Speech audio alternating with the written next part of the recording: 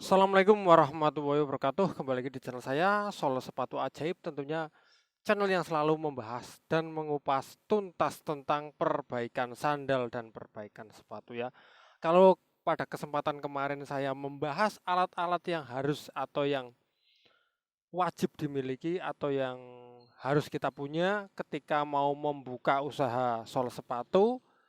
Dan di video kali ini adalah lanjutannya. Lanjutannya itu apa? Apa saja yang harus kita lakukan ya setelah kita punya alat-alat tersebut? Apa saja yang harus kita lakukan pertama kali ketika mau menjalani usaha ini ya? Tentunya yang harus pertama kawan-kawan tahu adalah caranya, cara pengerjaannya ya. Dulu saya sebelum membuka usaha ini, saya belajar di orang yang sudah profesional, yang sudah ahli di bidangnya, yang sudah puluhan tahun ya, yang sudah 30-an. Dan sekarang mungkin 30 hampir 40-an tahun ya. Dan beliau sekarang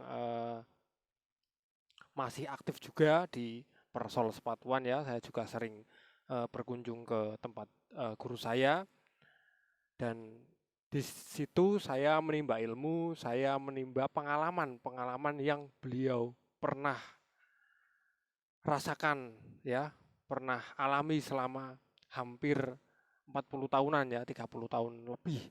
Jadi saya di situ hanya beberapa bulan ya, nggak lama, nggak sampai tahunan dan alhamdulillah saya sudah bisa teknik-tekniknya, baru saya mulai mengerjakan. Dan yang pertama saya belajar itu dulu saya tidak langsung menjahit, tidak langsung ngesol itu tidak langsung. Pertama itu saya dikenalkan dengan lem ya, yang kemarin saya sudah jelaskan.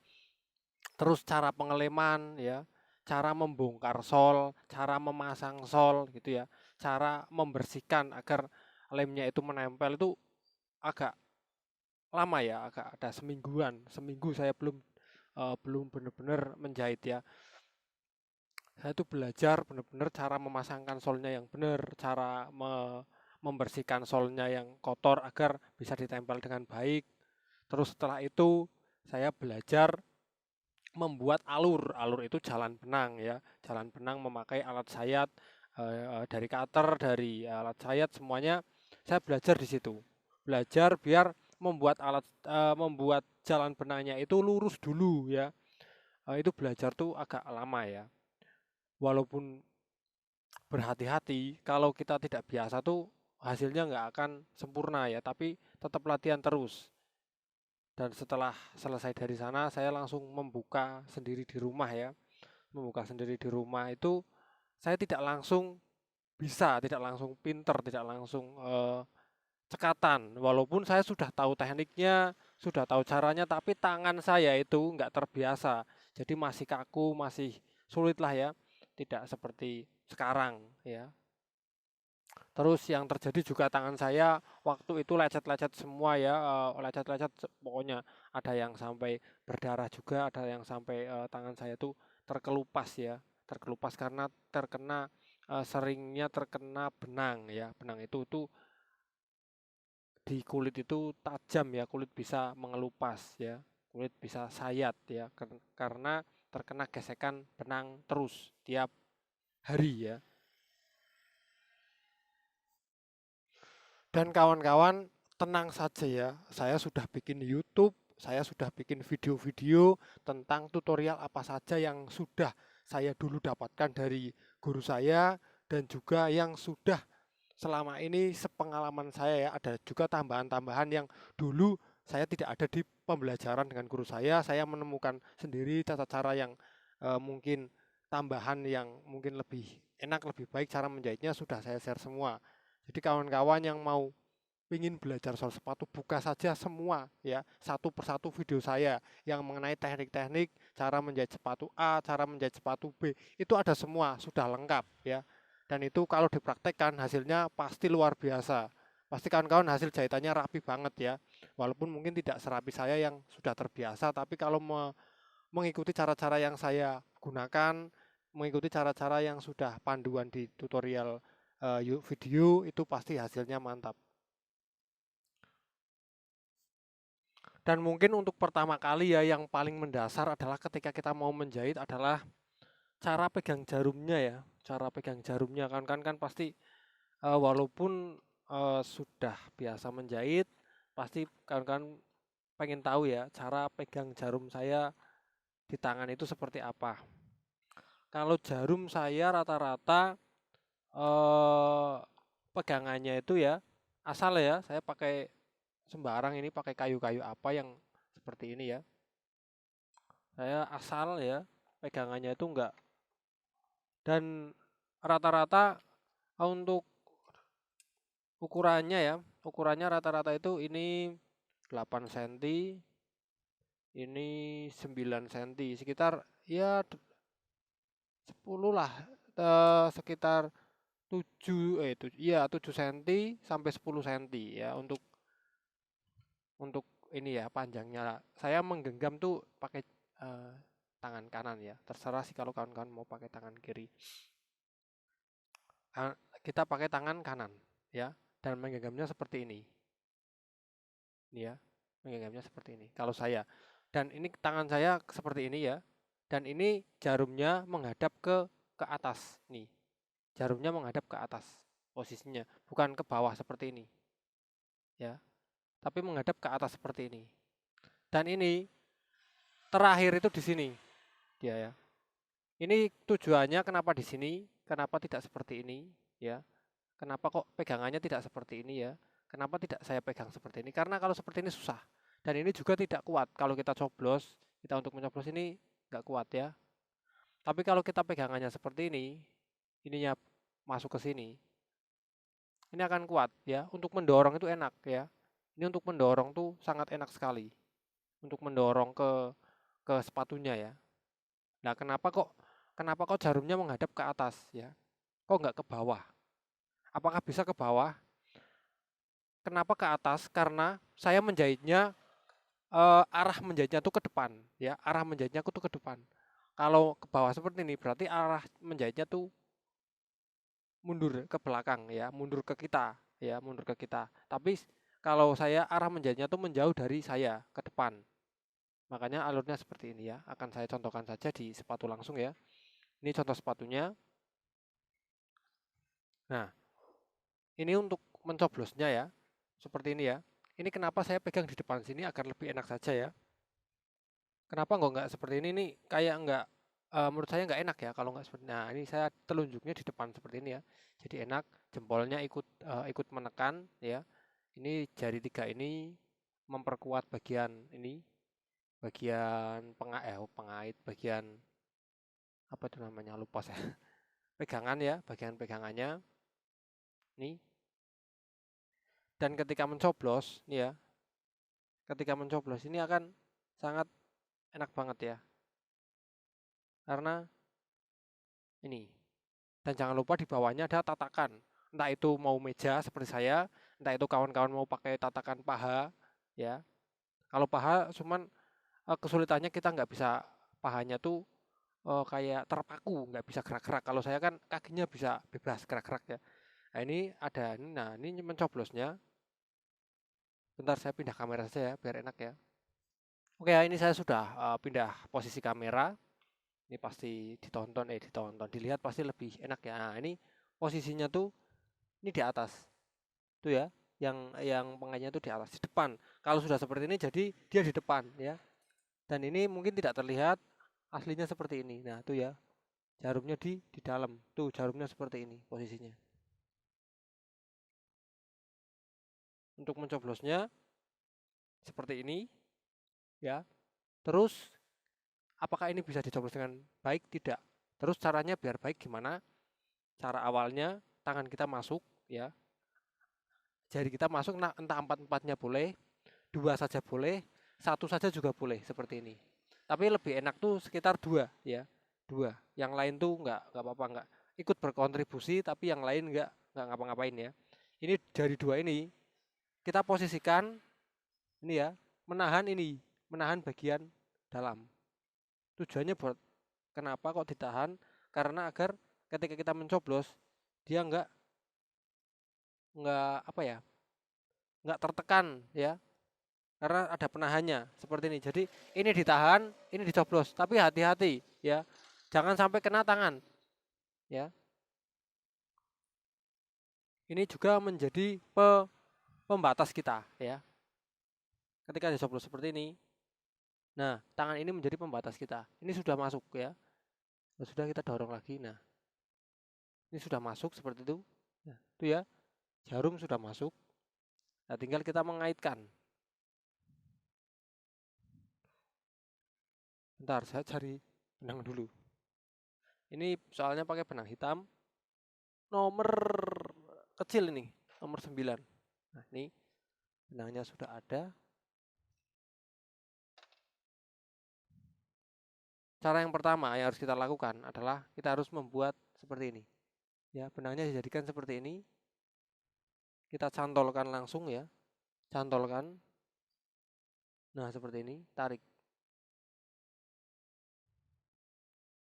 Ya, benang sudah masuk. Lah, jahitan kedua nih ya. Ini tetap menghadapnya ke depan ya. Depan tuh ke sana ya. Ke sana ke depan. Kalau ke baju saya ini ke belakang ya. Hadapnya ke depan tuh ya. Jarumnya hadapnya ke depan. Kalau ke belakang seperti ini jarumnya. Nah, ini ke belakang. Tidak kelihatan. Nah, kalau ini di depan, ke depan kelihatan ya. Menghadapnya ke depan. Saat mencoblos sama. Kita tahan ya. Nah, terus untuk mencantolkannya enak dari ini ya. Bentar, nggak terlihat nih. Tuh, nah ini enak dari atas seperti ini. Mana nih? Nggak terlihat, bentar-bentar. Ya, untuk mencantolkannya kita bisa dari atas seperti ini. Nah, ini namanya dari atas ya. Terus ditarik ya. Terus ditarik seperti ini. Tuh ya, tuh bisa keluar atau bisa dari bawah ya. Dari bawah tuh kita arahnya bentar. Kita arahnya ke bawah jarum seperti ini baru naik ke atas. Itu dari bawah. Tapi kalau saya pribadi saya suka dari atas yang seperti ini. Dari atas kita nah seperti ini. Nggak usah di nggak usah seperti ini nih, ini kelamaan nih. Kalau kita modelnya seperti ini, jika buat lingkaran seperti ini terus dicantolkan seperti ini kelamaan ya. Kita kita harus apa ya, kita terpaksa harus membuat kayak lingkaran seperti ini dulu, itu kelamaan ya, kelamaan. Kita harus membuat lingkaran seperti ini dulu. Kita juga harus ada space ya ini kalau membuat lingkaran seperti ini. Kalau ini kan enggak simpel, kita cuma nah seperti ini kan saja. Nah, itu caranya ya. Kita pegang belakangnya pakai 3 tangan, 3 jari, kok 3 tangan, 3 jari, jari kelingking, jari tengah, jari manis. Lah, fungsi dari jari telunjuk itu seperti ini ya. Nah, ini fungsi jari telunjuk itu mengarahkan agar nah ini ya, mengarahkan agar dia bisa seperti ini ya. Ini jari telunjuk itu fungsinya mengarahkan seperti ini. Nah, cuman seperti ini terus kita tarik karena dia ya kena ya, keluar ini ya. Nah, kita masukkan ke tadi, kita tahan ini, tahan tapi apa ya, bukan ditahan terus tuh, bukan tahan tapi apa ya, lepaskan dikit sedikit. Nah, biar masuk seperti nah itu udah, ini sudah jadi satu satu jahitan ya. Ini pemula banget nih ya, pemula banget. Kita coblos, kita tahan bagian dalamnya. Mana nih nggak terlihat ya, maaf nggak terlihat ya. Ini bagian dalamnya saya tahan ya, tuh ya, tuh saya tahan, tangannya saya menahan bagian dalam. Ini cukup 2 nih, bentar, tuh ya saya tahan cukup 2. Dan hati-hati jangan sampai kena tangan ya, nih ya. Nah, itu ya, jarumnya tuh di tengah-tengah jari kita. Nah, mana nih, nah itu nyoblosnya tuh di tengah-tengah jari kita ya, hati-hati jangan sampai kena kena jari. Kalau yang masih pemula mungkin akan kena. Saya juga dulu waktu belajar sering kena jarum ya, sering kena jarum, tapi nggak apa-apa ya karena ini bukan jarum kotor ya. Cara mencantolkannya seperti tadi ya. Nah, ini dari atas seperti ini, cuma di seperti ini kan, cuma di seperti ini kan langsung kena ya, tuh.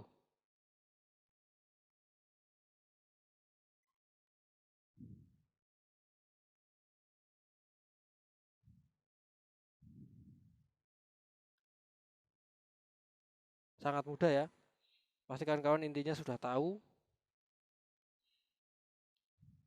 Banyak juga di video-video saya sebelumnya. Ya, ini cara menjahit ya, ini cara menjahit.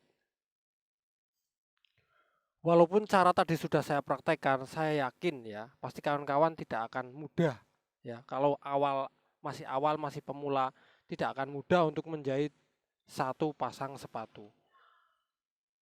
Dan untuk berlatih, ada sepatu-sepatu yang sangat recommended ya, sangat cocok untuk kita berlatih. Yang pertama itu sepatu seperti ini ya. Sepatu running ya. Sepatu running bahan pilon itu cocok untuk kita latihan karena apa? Bahannya itu sangat mudah, sangat apa ya? Sangat sangat tidak keras ya, lembut ya. Solnya itu lembut, mudah untuk dijahit. Yang kedua itu ada sepatu sneaker ya, sepatu sneaker kayak sepatu Vans ataupun Converse All Star. Itu mudah banget ya. Itu pun tidak membuat jalan benang, langsung dijahit ya. Itu pun tidak membuat jalan benang, itu langsung dijahit dan itu mudah banget karena solnya tipis ya. Itu sangat mudah.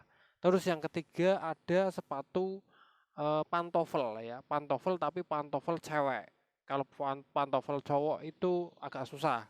Pantofel cewek itu mudah dijahit, solnya itu lunak dan juga bahan kulitnya itu juga enggak kaku. Terus juga dibuat jalan benang itu sangat mudah banget. Dan itu saran saya ketika kawan-kawan mau belajar, kita cari-cari dulu ya sepatu itu ya, sepatu yang running bahan pilon. Yang kedua sepatu Converse All Star ataupun maupun Vans. Yang ketiga itu sepatu pantofel cewek ya. Itu bisa menjadi bahan pertama kawan-kawan untuk belajar. Baru setelah itu bisa merambah ke sepatu-sepatu yang lain seperti sepatu bola, sepatu futsal, bahkan yang terakhir itu bisa merambah ke sepatu safety ya. Sepatu safety itu bagian yang paling sulit karena saya dulu waktu belajar itu adalah pelajaran terakhir yang diberikan oleh guru saya kepada saya, itu sepatu safety ya, yang sangat sulit. Bahkan teknik-tekniknya itu banyak kalau sepatu safety karena di depannya ujung besi dan kulitnya juga tebal banget untuk sepatu safety. Dan sepatu safety juga tinggi ya untuk bagian apa tuh namanya, bagian masuk ke kakinya itu tinggi. Jadi tangan kita harus tertekuk banget ya kalau masuk ke dalam sepatu safety, itu juga sangat menyusahkan. Kalau nggak terbiasa pasti bagian tangan sini akan pegel banget. Mungkin itu saja ya yang bisa saya share. Kalau ada pertanyaan, ada hal-hal yang mungkin kurang jelas atau lupa saya sampaikan, silakan tanya aja di kolom komentar, pasti akan saya jawab ya. Pasti akan saya jawab sesuai apa yang saya tahu, sesuai pengalaman saya. Kalau ada tukang sol yang lain yang berbeda pendapat dengan saya, silakan ikut komentar ya. Ikut komentar, di-share pengalaman Anda ya, pengalaman jenengan, karena pengalaman-pengalaman itu bisa membantu kawan-kawan kita yang masih belajar atau kawan-kawan kita yang ingin tahu tentang dunia persol sepatuan. Oke ya, mungkin itu yang bisa saya share. Semoga bermanfaat ya. Salam dari saya, Sol Sepatu Ajaib. Saya Airi. Wassalamualaikum warahmatullahi wabarakatuh.